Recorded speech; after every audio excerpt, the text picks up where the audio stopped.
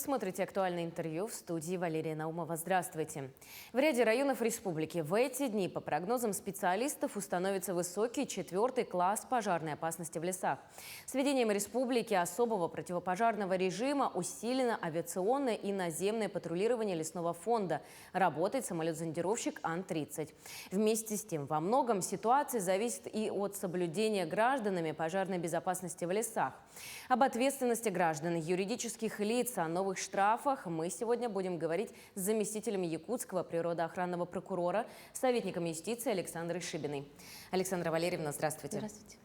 Давайте начнем нашу беседу с того, что вы расскажете, какова в целом на сегодня обстановка в лесах Якутии. Обстановка в лесах, конечно, у нас опять напряженная. С 10 июня у нас на территории всей республики введен особый противопожарный режим, что налагает определенные ограничения, как запрет въезд в лесной массив граждан, соответственно, запрет на разведение костров, зажигание там каких-то горюче-смазочных материалов и прочее. Да? Обстановка у нас напряженная, но она стабильная. Следует отметить, что у нас, если сравнивать показатели прошлого пожароопасного сезона 2021 года, то следует отметить положительную динамику. К примеру, если у нас на сегодня по состоянию на 8 утра текущую дату у нас зарегистрировано и действует, если сравнивать с начала пожароопасного сезона, 100 лесных пожаров, которые прошли площадь лесного массива в количественном соотношении на площади 83,8 тысяч гектар. В прошлом году у нас по состоянию на эту дату было зарегистрировано 183 лесных пожара. То есть, соответственно, мы видим, что у нас показатели этого года гораздо более благоприятные. И также площадь лесных пожаров в прошлом году была уже на эту дату 102 тысячи гектар. Но, тем не менее, не стоит расслабляться. Сегодня у нас действует 18 лесных пожаров, 1 в обслуживаемой зоне и 17 это зоны необслуживаемые, так называемые, по которым вынесено решение о приостановлении тушения лесных пожаров. То есть это труднодоступные какие-то местности, по которым затраты на тушение гораздо выше стоимости лесного массива, да, так сказать. Ну, то есть там в основном не лес, а какая-то кустарниковая, низкобонитентная какая-то древесина, да, но в основном это болотистая местность и просто трава. Поэтому принимается решение о приостановлении тушения. А кто и что чаще всего в этом году становится причиной возникновения пожара? Ну, в этом году, как и не исключение прошлых лет, у нас основная причина лесных пожаров, если сравнивать с показателями предыдущих лет, то, конечно, следует отметить, что это граждане, да, то есть у нас по-прежнему граждане допускают нарушения правил пожарной безопасности в лесах. В этом году у нас установлено 17 таких фактов, да, когда граждане допустили нарушение правил пожарной безопасности в лесном массиве, и у нас установлено 11 причастных лиц к возникновению 11 природных пожаров.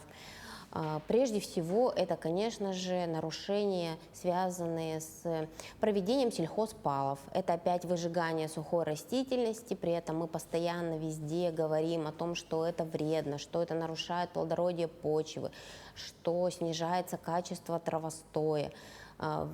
При этом все равно граждане у нас допускают опять выжигание растительности. Мы не можем никак добиться до внедрения в их сознание понимания, что это вредно. И сейчас у нас даже мало того, мы увеличили пропагандистскую свою работу, да, просветительскую. На каждом шагу у нас на всех сайтах, всех органов госвласти, органов местного самоуправления, везде размещены стенды, ролики, билборды, в общем, о запрете выжигания сухой травы. Но все равно граждане у нас несознательные и продолжают проводить вот эти палы сухой растительности. Ну и также стоит отметить просто какую-то небрежность, неряшливость в лесном массиве наших граждан. Например, в Амгинском районе пожар возник по причине того, что гражданин затопил печь, высыпал золу возле леса, банально, естественно, произошло возгорание и произошел лесной пожар. Вот. То есть гражданин своей халатностью допустил возникновение лесного пожара, и сейчас решается вопрос о возбуждении уголовного дела. То есть мы знаем, что сейчас ответственность очень ужесточена, поэтому призываем граждан быть внимательными. Да? Также у нас в этом году один факт лесного пожара допущен по причине ненадлежащей эксплуатации линий электропередач. То есть когда у нас растительность не обрезается и кромка деревьев задевает высоковольтные линии, и, соответственно, происходит самовозгорание.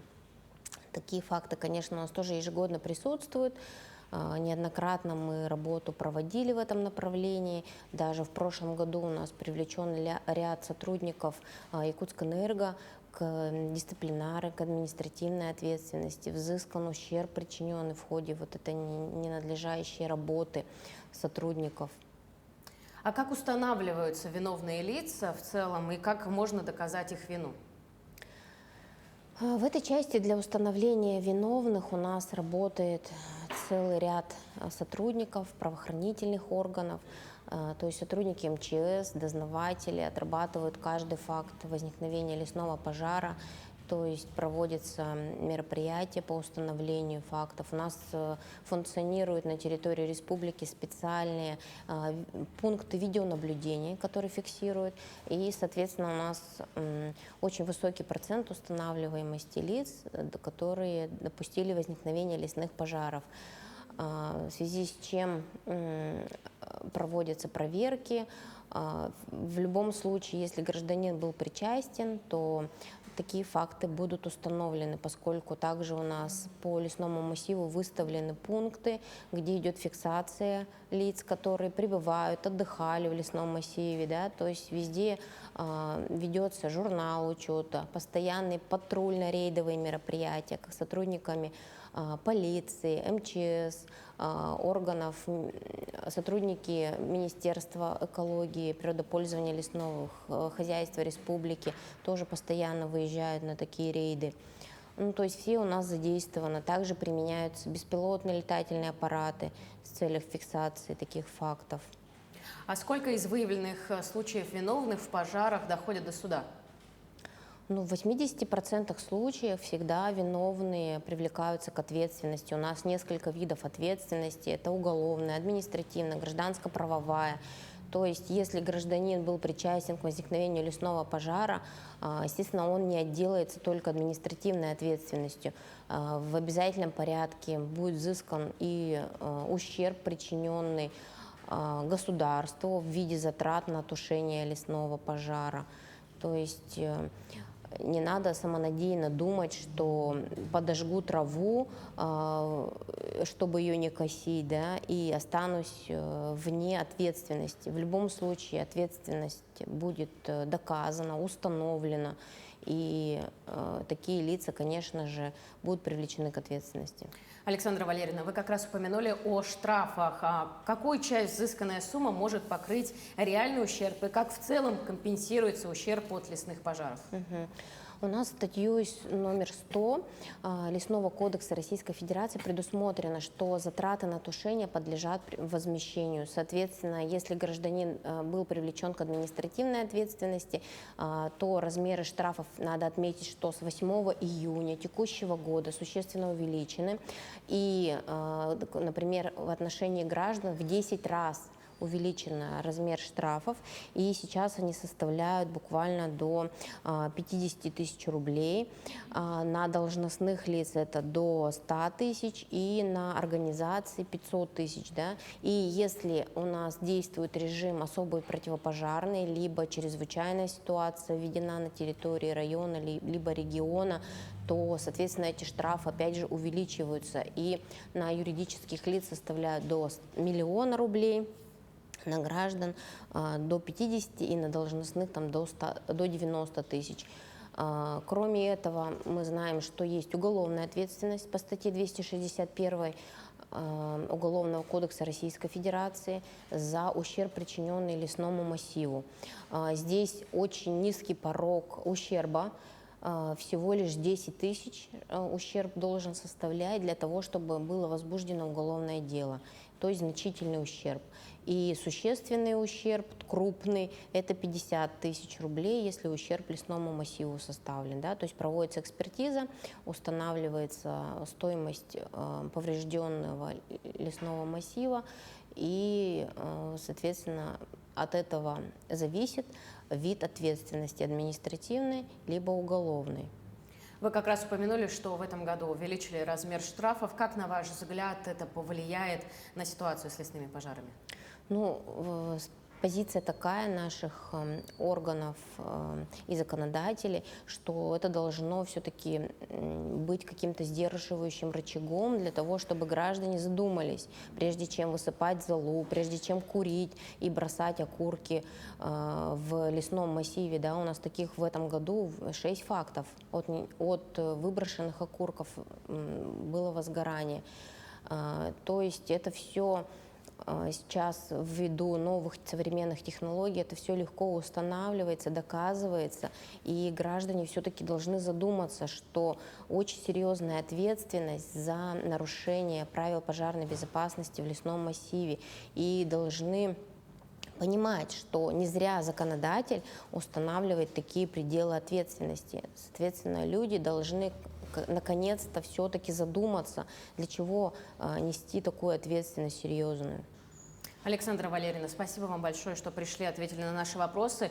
Надеемся, что в этом году ситуация с лесными пожарами будет в разы лучше, чем в прошлом году. Спасибо. Ну, я напомню, что сегодня в рамках нашей передачи мы разговаривали про ответственность за лесные пожары с заместителем якутского природоохранного прокурора, советником юстиции Александрой Шибиной. Всего доброго.